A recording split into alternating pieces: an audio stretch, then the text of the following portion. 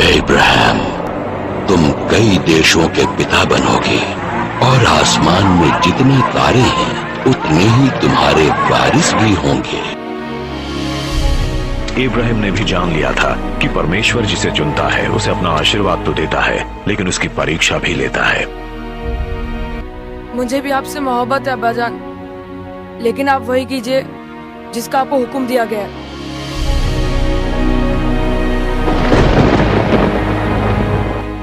इस्माइल तुझे बख्श दिया गया और तू इस अजीम इम्तिहान में कामयाब हुआ। मैं तुम्हारी कुर्बानी कबूल करता हूँ।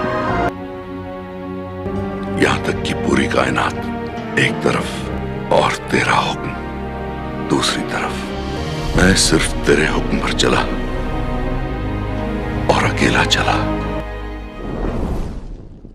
कायनात का हर जर्रा इस बात की गवाही देता है कि कुर्बानी के बगैर ज़िंदगी नामुमकिन है। एक तरफ जहां अपने ख्वाहिशात और चाहतों की कुर्बानी इंसान को दर्जा कमाल तक पहुंचाती है, वहीं ज़िंदा जानदारों की कुर्बानी भी निज़ाम हयात की ज़रूरत है। जब एक सरसब्ज़ व शादाब दरख्त को काटा जाता है तो उसकी घनी और ठंडी छांव से महरूमी का एहसास होता है, लेकिन उस दरख्त का कटना बेकार और बेमकसद नहीं होता, बल्कि उस दरख्त की मौत दूसरों की हयात का सामान बनता है।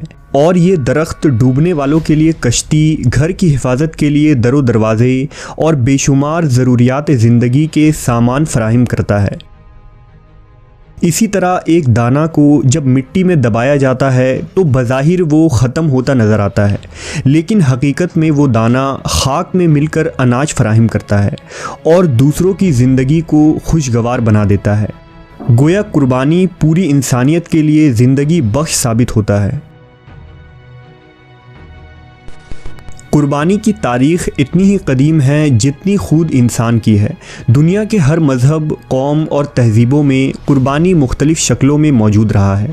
जैसा कि अल्लाह ने कुरान मजीद में फ़रमाया, हर उम्मत के लिए हमने कुर्बानी का एक तरीक़ा मुकर्रर कर दिया है ताकि उस उम्मत के लोग उन जानवरों पर अल्लाह का नाम लें जो उसने उनको बख्शे हैं। इंसानी तारीख़ में सबसे पहली कुर्बानी हज़रत आदम अलैहिस्सलाम के दो बेटों हाबिल और काबिल ने पेश की थी। रिवायतों के मुताबिक ये दोनों भाई एक खातून जिसका नाम अकलीमा था उससे निकाह के ख्वाहिशमंद थे, लिहाजा खुद हज़रत आदम ने काबिल और हाबिल को ये हुक्म दिया था कि तुम अल्लाह के बारगाह में अपनी अपनी कुर्बानी पेश करो और जिसकी कुर्बानी कबूल होगी वही उस खातून से निकाह करेगा। लिहाजा हाबिल ने अल्लाह की रज़ा के लिए अपने बेहतरीन जानवर को कुर्बानी के लिए पेश किए, जबकि काबिल ने घटिया और रद्दी किस्म के गेहूं और अनाज को कुर्बानी के लिए लाया। चुनांचा आसमान से आग उतरी और हाबिल की कुर्बानी को जला दी गई। इस आग का उतरना ही इस बात की दलील थी कि हाबिल की कुर्बानी को अल्लाह ने कबूल कर लिया है और काबिल की कुर्बानी मरदूद हो गई है।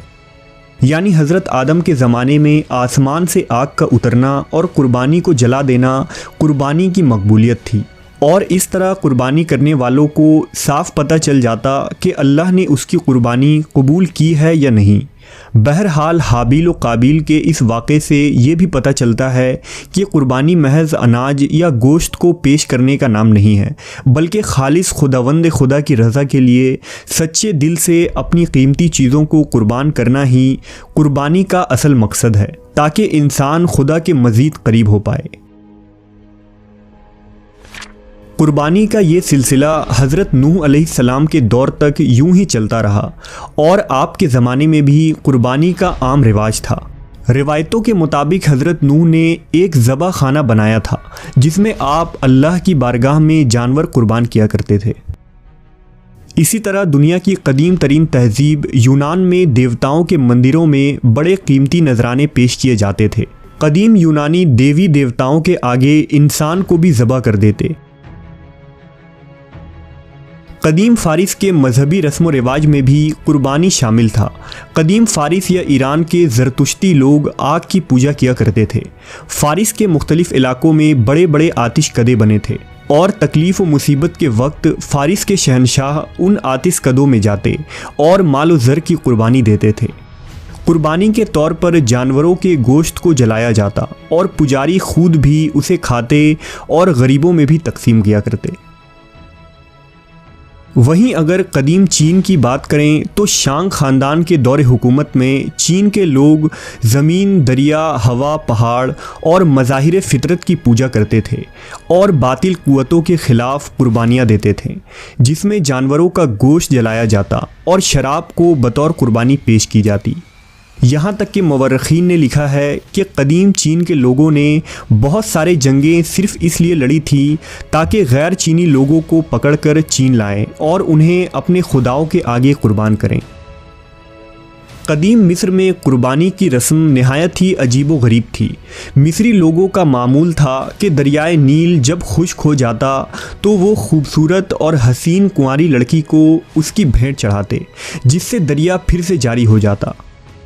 6वीं सदी ईस्वी में जब इस्लाम की आमद हुई और हज़रत उमर बिन ख़त्ताब रज़ियल्लाहु ताला अन्हु के दौर में मिस्र फ़तह हुआ तो हज़रत उमर को इस रस्म के मुताल्लिक़ ख़बर दी गई। लिहाजा आपने गवर्नर मिस्र हज़रत अम्र बिन आस को ख़त लिखा कि इस्लाम ऐसे गलत रसूमात को मिटाने आया है, हम ऐसी गैर शरई काम हरगिज़ बर्दाश्त नहीं कर सकते।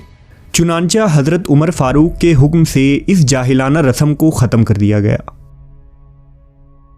अगर हिंदू मज़हब की बात करें तो ऋग्वेद में जगह ब जगह मंत्रों में देवताओं के सामने ज़बह और कुर्बानी का जिक्र मिलता है। कदीम हिंदुस्तान में कुर्बानी के रस्म ब्राह्मणों के हाथ से की जाती थी।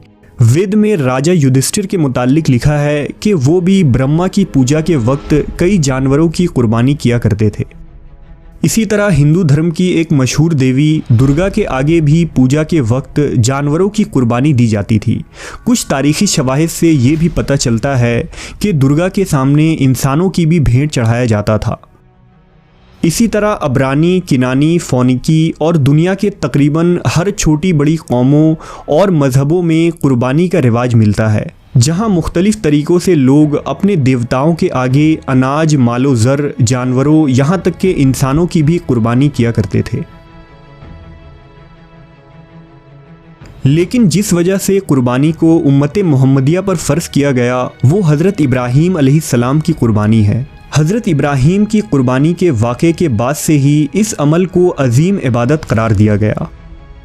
मुख्तसर वाक़या कुछ यूँ है कि जब अल्लाह ने हज़रत इब्राहीम को आज़माना चाहा तो ख्वाब के ज़रिया आपको हुक्म हुआ कि आपको अपने अज़ीज़ बेटे इस्माइल को अल्लाह की राह में ज़बह करना होगा।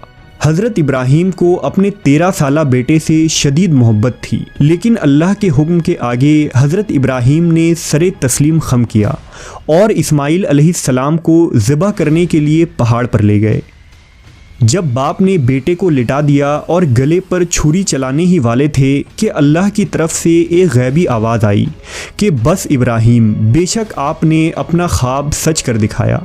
इब्राहीम अलैहिस्सलाम ने इस पुकार को सुना और नज़र उठाई तो सामने एक दुम्बा मौजूद था। आप पहाड़ों से उतरे और उस दुम्बे को ज़बह फरमाया।